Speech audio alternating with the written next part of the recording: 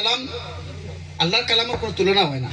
আমরা আমরা ওয়াজ মাহফিল চলে, নাতে রসুল চলে, কিরাত মাহফিল চলে, তিনটা আমরা করতাম না নি? জান্নাতও একটা মাহফিল হইব, কোন মাহফিল হইব? কিরাত মাহফিল হইব। জান্নাতও একটা মাহফিল হইব, কিরাত মাহফিল। আমরা যেন আবেগে কিন্তু নিলে আমরা বেয়াদবি করতাম না, বুঝছেন না? আমার ওখানে আর মানে কষ্ট লাগছে। ওয়া তুইজ্জু মান তাশা ওয়া তুযিল্লু মান তাশা, ইজ্জত দেনেওয়ালা আল্লাহ। তো আমার কোনো শান নাই, আমি কোরআনের শানে, বুঝছেন না? আমরা সারাই তিলাওয়াত শুনতাম। ওয়াইজা কুরিআল কুরআন ফাসতামিউ লাহু ওয়া আনসিতু লাআল্লাকুম তুরহামুন। কুরআন শরীফ তিলাওয়াতের সময় আমরা উঠিতাম না, বইতাম না, মানে আটাফিরা পড়তাম না।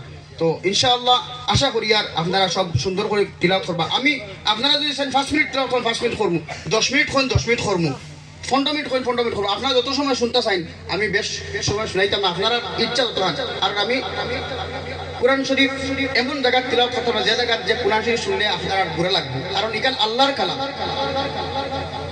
আলহামদুলিল্লাহ আমরা খালি সবার কথা কাটিয়া কই আর কি, মানে তাহলে কোথাও আল্লাহ কোরআন শরীফ যারা আজিল হয়েছে